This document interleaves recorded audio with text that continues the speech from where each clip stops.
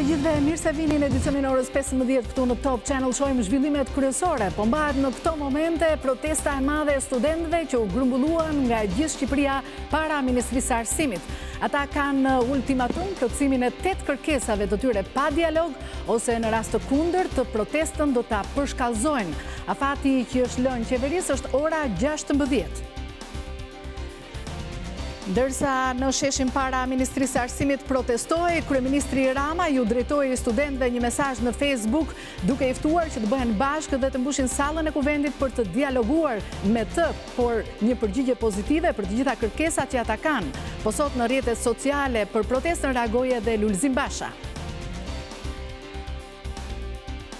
Kontrata për lotin e parë të unazës së re është prishur në mënyrë të njëanshme pasi rezultoi se dokumentat e paraqitura nga një kompani e regjistruar në shtetin Delaware ishin të falsifikuara. Autoritetet amerikane e konfirmuan falsifikimin e dokumenteve të tenderit. Përgjigjja ka ardhur dje dhe sot ARSH prishi kontratën me kompaninë Albania. Kompania amerikane Donald Haberman me të njëjtën skem fiktive ka fituar një tjetër tender prej 12 milion eurosh pranë operatorit të sistemit të shpërndarjes për linjën elektrike Burrell-Peshkopi. Edhe në këtë tender, përveç kompanisë Albania, ka hyrë edhe një tjetër kompani e cila ka paraqitur ofertë fiktive.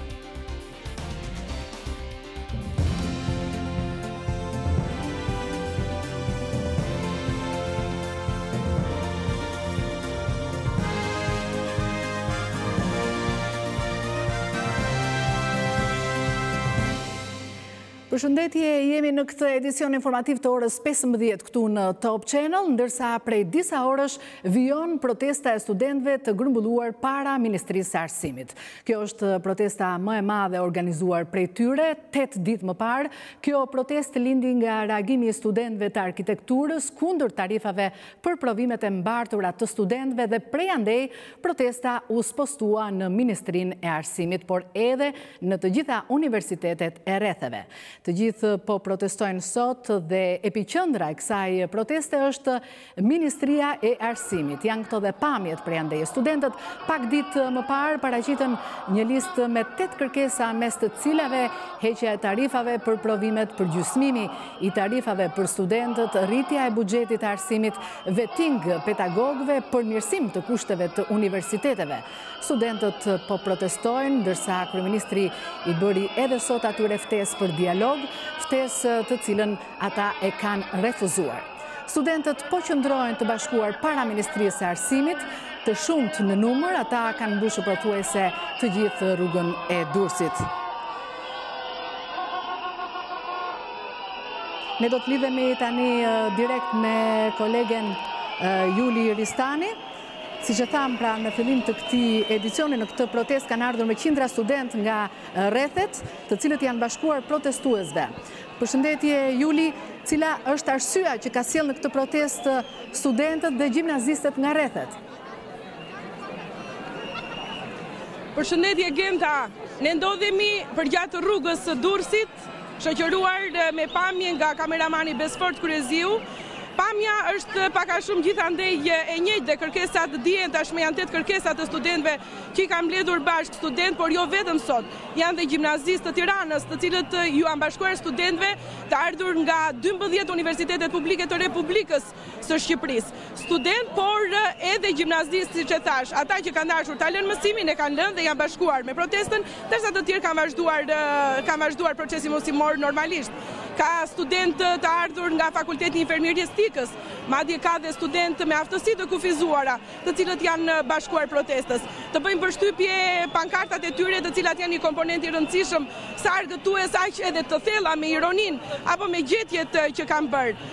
Një prej tyre, si kjo e poemës e shkëputur nga poema Anës Lumejve e Fanolit, ku e lame ku na mbeti vaj vatani dhe mirë studenti, përshtatur pra me situatën e sotme, madje dhe shenjën e euros.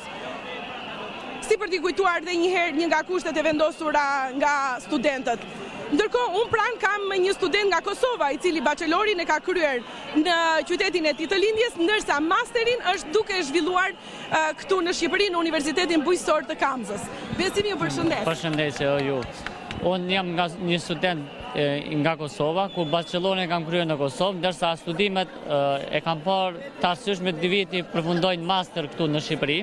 Po desha të bëj një krahasim shumë të thjeshtë dhe të vogël. Ishte mirë faktikisht sepse tashmë ne jemi mësuar pak a shumë për gjatë kronikave që ka realizuar gjithë këto ditë, për gjatë 7 ditëve të protestës televizionit Top Channel, i kemi mësuar pak a shumë tarifat se sa janë, përveç se i ndjejmë edhe vetë, sepse jemi prindër, kemi fëmijë, një për mbesa në për të afërm në për fakultete. Kështu që do donim të na bëni një krahasim me tarifat e Kosovës. Po, do t'ja bëja një krahasim se mirëqenia këtu në Kosovë dhe Shqipëri nuk ka në dallim të madh, prandaj desha të bëj këtë ndryshim.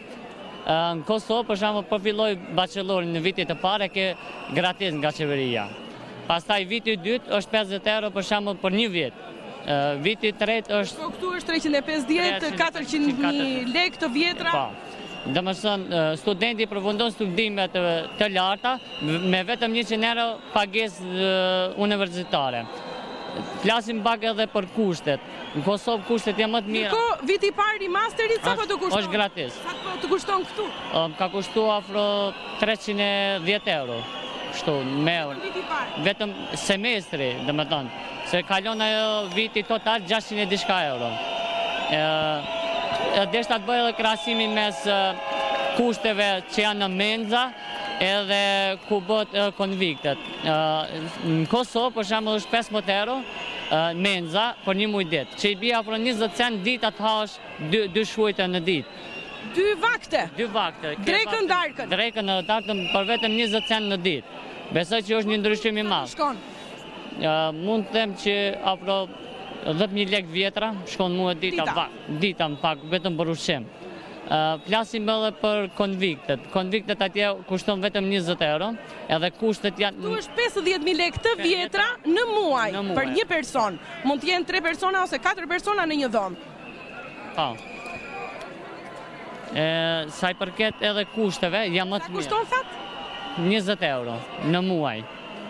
Do me thonë fjetja kushton 35-20 euro. Edhe mund të them, kam vizituar edhe qendrën e studentëve, kam përsafuri edhe kushtëv, janë të mjerueshme këtu në Shqipëri, në krahasim me Kosovë, se kam qenë studentet në Kosovë dhe e di vetë, kushtet ka groje, ka dushe, një ata dhe ka luks, për shembull ka wifi. Studentë të tjerë janë bashkuar kësaj proteste, por lidhemi tani direkt me Alma Demiren, e cila po ndjek gjithashtu protestën e studentëve. Alma, si do të vijojë kjo protestë?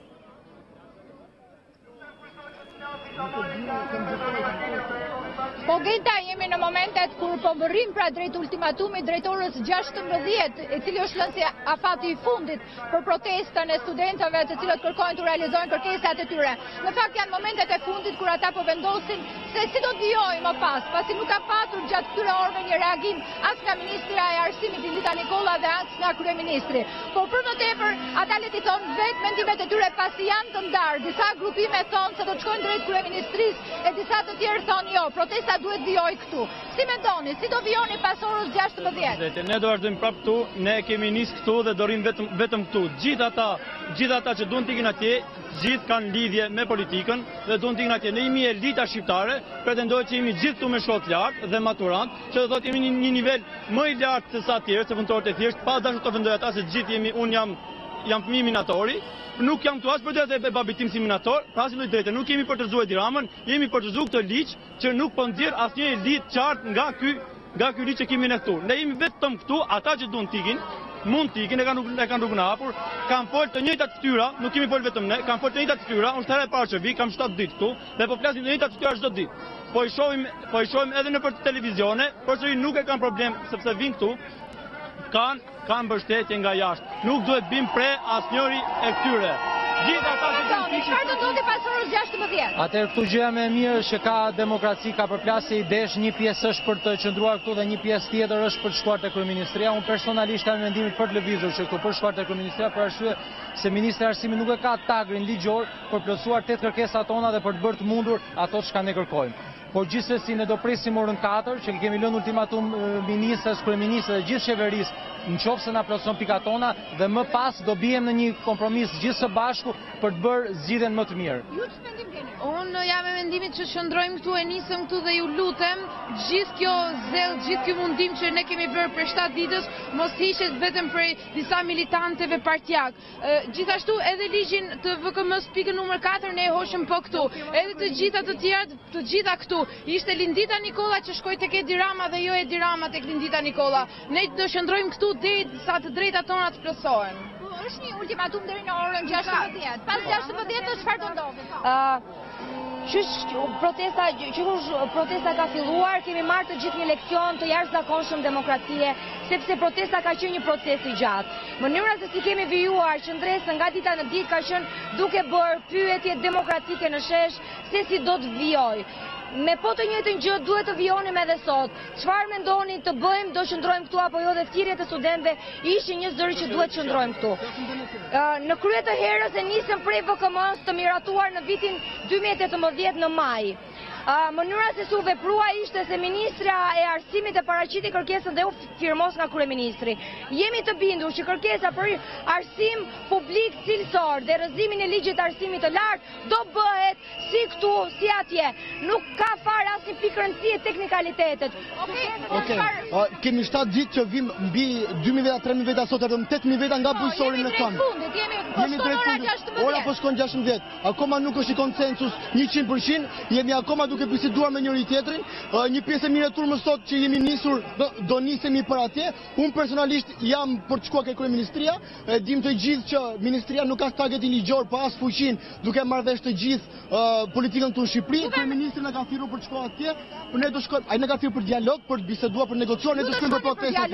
Jo, absolutisht, do shkojmë për të protestuar, për të kërkuar të drejtat tona, 8 pikat, ne i duam atje. Ultimatumi është sot deri në orën 4.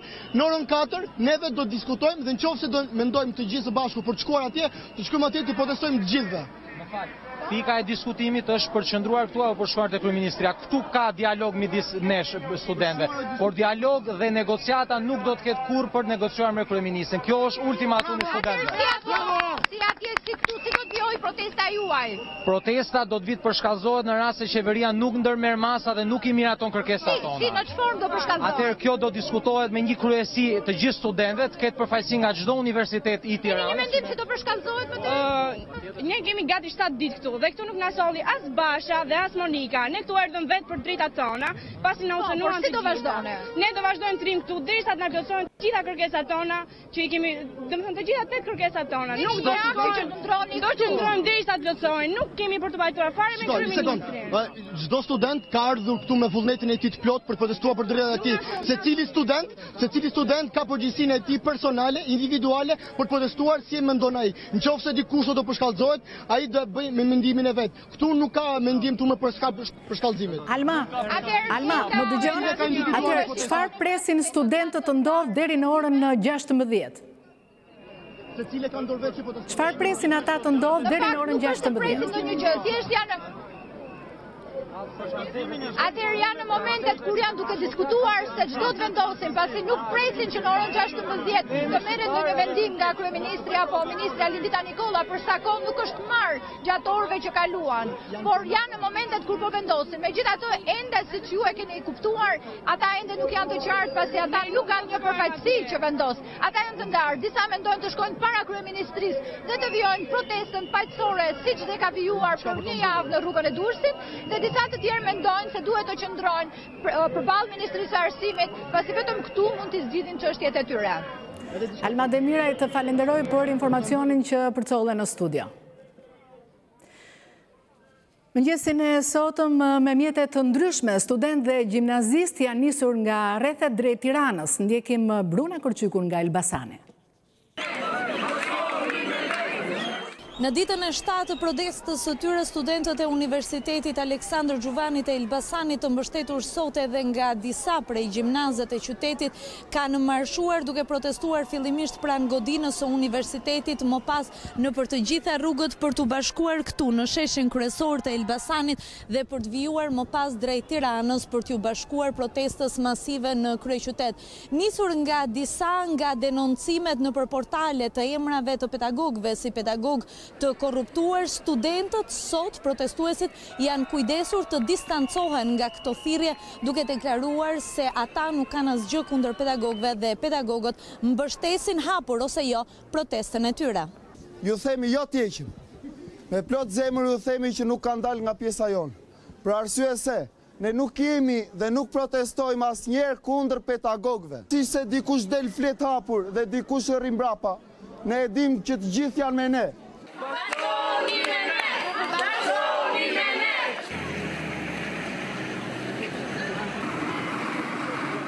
Janë nisur vetëm 2 autobuza nga Elbasani në drejtim të Tiranës, ndërkohë që pjesa më e madhe e studentëve protestues kanë mbetur këtu. Në shenjë kundërshtie për mungesën e mjeteve për të nisur të gjithë drejt Tiranës, ata kanë bllokuar aksin nacional Elbasan-Tiranë, ndërkohë që gjendja e trafikut që tani është rënduar ndjeshëm.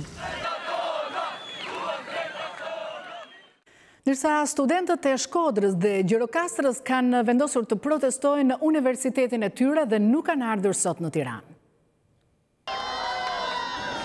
Studentë të Universitetit Luiz Gorakuqi në Shkodër kanë vijuar protestën e tyre. Ata janë ndërur në sheshin 2 prilli përpara rektoratit duke bllokuar për disa minuta rrugën. Pas një takimi me rektorin e universitetit, studentët pranuan të ndërpresin protestën në Shkodër për shkak të plotësimit të 3 prej kërkesave, përfshi mesataren e ciklit të parë bachelor dhe ekspedita të përfshihen në buxhetin e universitetit. Megjithatë, paralajmëruan se do të udhtojnë drejt Tiranës në rast se nuk plotësohen kërkesat e studentëve të tjerë.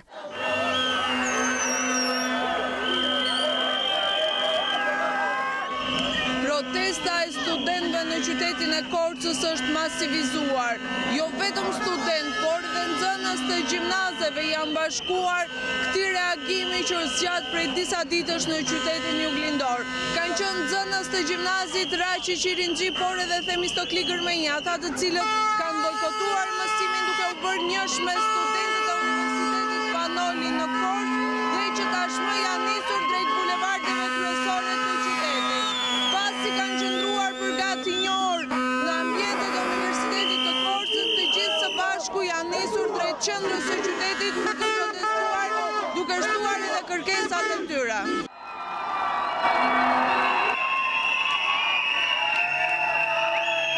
Protesta e studentëve edhe në Gjirokastër ka hyrë sot në ditën e saj të tretë. Studentët kanë zgjedhur të marshojnë në shëtitoren kryesore të Gjirokastrës, ndërsa kanë ftuar edhe qytetarët të bëhen pjesë e kësaj proteste.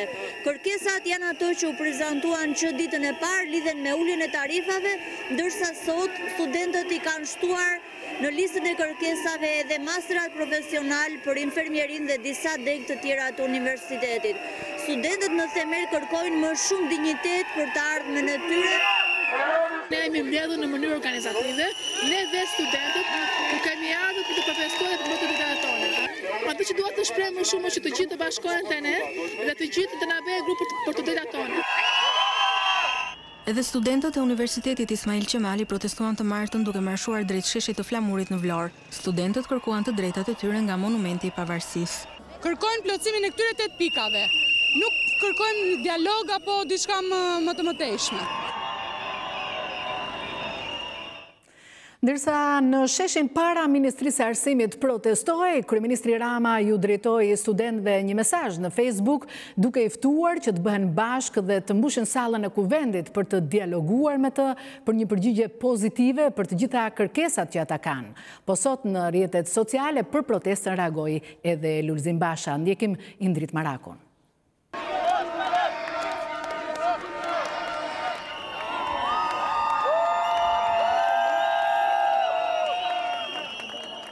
Studentëve që për herë të parë marshuan përpara zyrës, Kryeministri Rama i dërgoi një tjetër mesazh, duke shpjeguar se kjo nuk është një lojë force dhe duke i ftuar përsëri që të krijojnë një ur komunikimi me qeverinë. Unë ju pres në çdo orë që të doni dhe jam gati të punoj me ju, jo për t'i dhënë përgjigje pozitive 8 pikave po për ta kthyer këtë moment në çeljen e një faze të re transformimesh për universitetin. Për ata që i druan një takimi në kryeministri, Rama hodhi një propozim të ri. Mbase tryeza e qeverisë është një term që e kufizon imagjinatën, por fare mirë mund të takojmë në sallën e parlamentit në sytë e të gjithë popullit shqiptar. Ju 140 plus tërë karriket e ministrave me 8 pikat tuaja dhe unë përballë jush me mbi 8 pikat e mia. Kryeministri ftoi studentët të bëjnë kujdes nga kushdo që i këshillon të japin ultimatume, ndërkohë që u ofrohet bashkëpunim. Kush kujton se një qeveri mund të kuptojë gjuhën e ultimatumeve, ndërkohë që vetë qeveria flet me gjuhën e dialogut e ka gabim. Ju jeni 10.000, studentët në Shqipëri janë 140.000. Ju flisni dhe s'doni të dëgjoni. Unë i dëgjoj të gjithë dhe dua të flas edhe me ju. Në parim jam dakord me pikat tuaja, por secila prej tyre duhet zbërthyer dhe kthyer në një politikë financimi, investimi apo administrimi. E kjo nuk bëhet si gjëja gjës në distancë, por si produkt i punës së përbashkët me laps e me letër. Ndaj protestës reagoi dhe kreu i opozitës Lulzim Basha, i cili gjithashtu kërkoi shfuqizimin e ligjit të arsimit të lartë dhe dyfishimin e buxhetit të arsimit. Të hiqin paratë të qytetarëve nga koncesionet plagëshitëse të check-upit, të incineratorëve me pronar të fshehur, të rrugëve me kosto 10 fish sa në SBA, paratë e projekteve fasad që pasurojnë Edi Ramën dhe klientët e tij të investohen në arsim. Vetëm 30 milion euro që Edi Rama tenton të vjedh me kompanit Guack, mjaftojnë për të ndërtuar një kampus modern për Universitetin e Tiranës, të cilin studentët e kërkojnë prej vitesh. Ndërkohë, masat e sigurisë rreth kryeministrisë janë shtuar për të paraprirë ndonjë përshkallëzim të situatës nga protesta e studentëve. Ndjekim Eni Ferhatin. Frika nga zhvendosja dhe përshkallëzimi i protestës të studentëve bëri që pranë kryeministrisë të dislokohen qindra forca policie. Në lidhje me situatën, për më shumë se 2 orë gjatë paraditës së të martës në kryeministri ishte i pranishëm edhe ministri i brendshëm Sandër Leshaj. Uniformat blu i druhen zhvillimeve të papritura dhe një zhvendosje e të mundshme të turmës së studentëve nga Ministria e Arsimit para godinës së kryeministrisë. Ndërkohë, në lidhje me protestat që u mbajtën pas ditën e së hënës në disa qytete të vendit, policia ka nisur procedimet. Për bllokimin e rrugëve në Shkodër, sipas burimeve nga policia, janë proceduar penalisht në gjendje të lirë 104 persona. Edhe në Kavaj 40 persona që bllokuan rrugën nacionale janë kallëzuar në prokurori. Procedimeve nuk i kanë shpëtuar as vetë studentët, pasi disa nga ata të identifikuar si organizator, po ashtu do ndiqen penalisht në gjendje të lirë për tubim të paligjshëm. Numri më i madh i protestuesve të proceduar deri më tani, me rreth 150 persona, i përket banorëve të Unazës së Re, të cilët prej disa javësh çdo pasdite bllokojnë rrugën në shenjë proteste. Dhe kur ka mbetur më pak se një orë nga skadimi i ultimatumit të studentëve, është folur se ata mund të zhvendosen para selisë së kryeministrisë.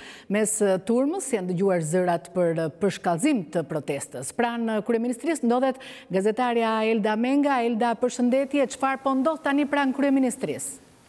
Përshëndetje Genta, në pritje edhe të vendimit të studentëve, situata paraqitet normale në sheshin para kryeministrisë, qarkullimi i automjeteve vijon normalisht, ndërkohë siç tha edhe kolegu Ferhati, shihen dhe vërejnë një numër i shtuar i forcave policore, të cilët po e monitorojnë situatën nga larg. Ata ndodhen në krahun e djathtë të godinës së kryeministrisë, duke monitoruar kështu situatën dhe duke parë se si do të veprojnë studentët nëse ata do e zhvendosin protestën e tyre para godinës së kryeministrisë. Për momentin situata këtu është e qetë. Unë pak para edhe lidhjes që po realizoj me ju bisedova me disa nga studentët të cilët parakalonin të qetë këtu para godinës së kryeministrisë. Ishin student nga Elbasani të cilët nuk kanë ku të qëndrojnë gjatë natës së tyre dhe më konfirmuan se po largohen në shtëpitë e tyre pasi nuk dihet se cili do të jetë edhe vendimi final i studentëve. Nuk është se janë tërhequr nga protesta, por për shkak se edhe nata është para,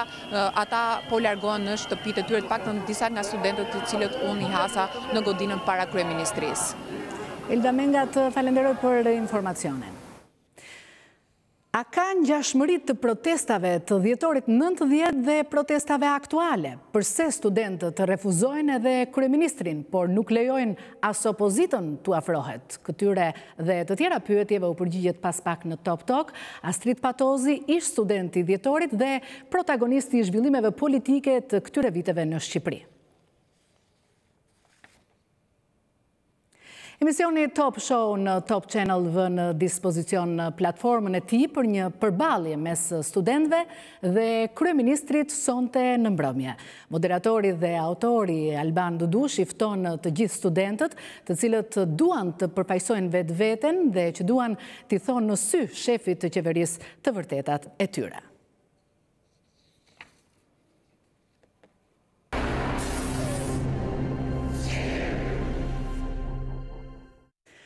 Kontrata për lotin e parë të unazës së re është prishur në mënyrë të njëanshme pasi rezultoi se dokumentat e paraqitura nga një kompani e regjistruar në shtetin Delaware ishin të falsifikuara. Autoritetet amerikane konfirmuan falsifikimin e dokumentave të tenderit. Përgjigjja ka ardhur dje dhe sot ARSH prishi kontratën me kompaninë Dhjetor Albania. Ndjekim deklaratën e ministrit Damian Gjiknuri. Zyrtarisht brenda një jave nga Shtetet e Bashkuara ka ardhur përgjigje autoriteteve amerikane se kompania Danuel Haberman Albania, fituesi e tenderit në unazën e re për ndërtimin e mbikalimit tek sheshi Shqiponja, ka falsifikuar dokumentacionin me të cilin ka marrë pjesë në garë. Për ato që ka marrur nga regjistra tregtarë të Shtetit të Bashkuara, figuron që nuk ka pasur, pra një pjesë e bilanceve dhe të dhënave që janë aty, nuk ekzistojnë, pra janë të prodhuara në mënyrë të falsifikuar. ARSH ka anuluar kontratën 20 milion euroshe me këtë kompani dhe dokumentacionin e ka dërguar në prokurori.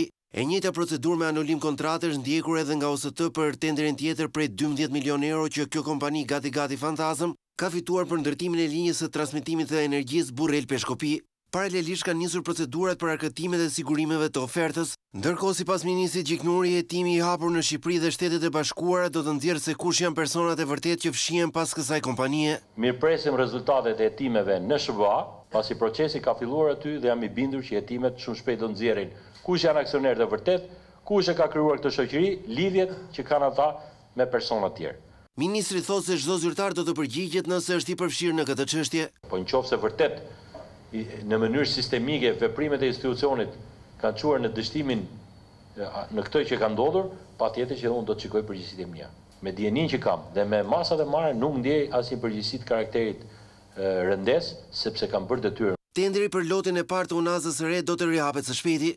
Nga ana tjetër, Ministria e Infrastrukturës do të propozojë ndryshime ligjore që sipas saj rrisin standardet për verifikimin e kompanive që marrin pjesë në prokurimet publike. Gjevahire Brahaj është noterja emris së cilës ka dalë në skemën e falsifikimit të dokumentave në tenderin për lotin e parë të unazës së re. Ajo ka refuzuar të japë shpjegime, ndërsa në dokumentat që poeton edhe prokuroria, ajo rezulton se ka noterizuar si origjinale dokumentat që paraqiti përfaqësuesi ligjor i kompanisë Dhjetor Albania Avdiol Dobi. Ndjekim Gazmend Jankun.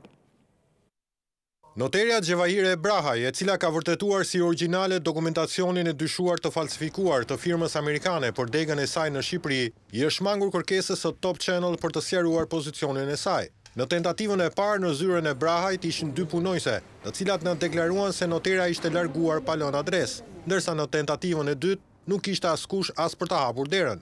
Noterja Gjevahire Brahaj me sa duket ka ndërprerë edhe punën e saj. Pasi ne u interesuam disa herë gjatë kësaj paradite, por siç më mund të shihet, në zyrë nuk përgjigjet askush. Gjevahire Brahaj ka vërtetuar si origjinal dokumentet e sjella nga Avdiol Dobi, i paraqitur në cilësinë e përfaqësuesit ligjor të kompanisë Dhjetor Albania, e cila është paraqitur si degë një kompanie amerikane. Tashmë këto procedura përfshirë dhe atë të shpalljes si fitues të firmës shqiptare Dhjetor Albania për ndërtimin e lotit të parë të unazës së madhe janë objekti i hetimit të prokurorisë. Kjo e fundit dyshon se dokumentacioni i paraqitur në bazë të cilit është bërë dhe shpallja si fitues i firmës Dhjetor Albania është i falsifikuar. Për këtë arsye pritet që përveç përfaqësuesit ligjor të firmës në fjalë, Avdiol Dobi, të merret në pyetje edhe noterja që ka vërtetuar një dokument që dyshohet që është i falsifikuar. Firma Dhjetor Albania fitoi të drejtën e ndërtimit të lotit të parë të unazës së madhe me një vlerë për rreth 20 milion euro. Kompania amerikane Danuel Haberman me të njëjtën skem fiktive ka fituar një tjetër tender prej 12 milion eurosh pranë operatorit të sistemit të shpërndarjes për linjën elektrike Burrel-Peshkopi. Edhe në këtë tender, përveç kompanisë Dhjetor Albania, ka hyrë edhe një tjetër kompani e cila ka paraqitur ofertë fiktive.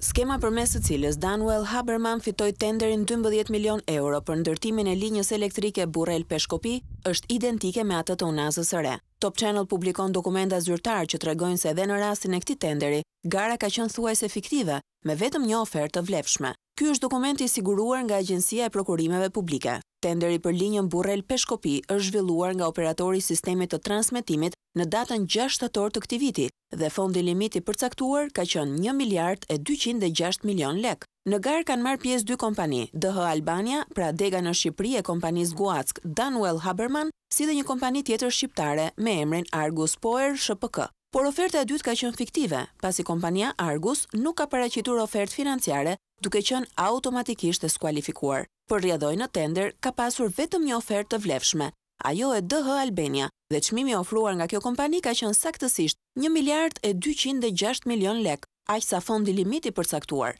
Duke përfshirë dhe tatimin mbi vlerën e shtuar, vlera totale e kontratës shkon në 1.447 milion lek, ose rreth 12 milion euro. Sipas dokumentave, tenderi rezulton një procedurë me efektivitet prokurimi zero, ku për shkak të mungesës së garës, kontrata është fituar me vlerë sa 100% e fondit limit, duke mos u kursyer taksapaguesve asnjë lek.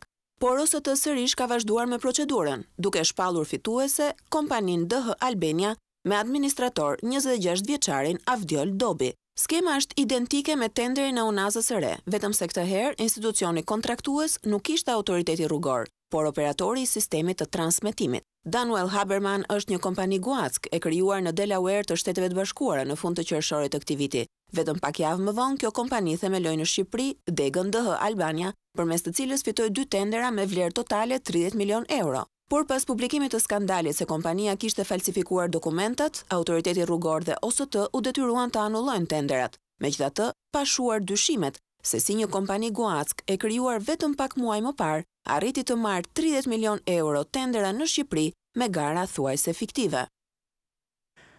Banorët e Kurbinit janë mbledhur në këto momente në rrugën e Kombit. Pranë një pike karburanti, ata po protestojnë kundër qeverisë për shkak të çmimit të naftës, mungesën e investimeve në bujqësi, shëndetësi, si dhe shumë sektor të tjerë.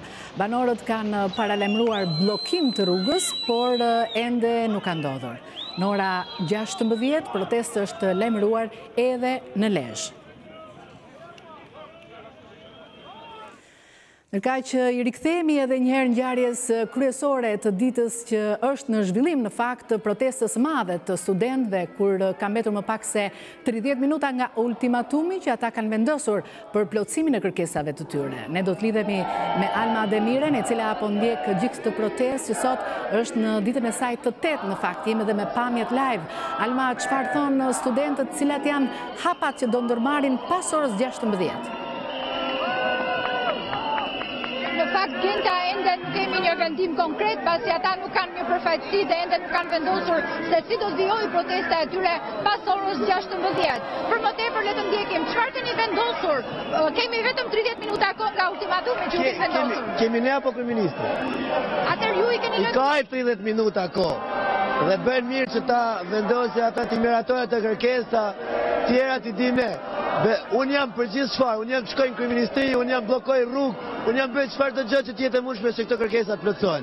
Si do veproni? Mbetet për të parë, ne do presim këto 30 minuta këtu, pastaj mbetet për të parë. Do vendosim të gjithë unanimisht siç jemi deri tani. Si do vijojë protesta juaj për më tej?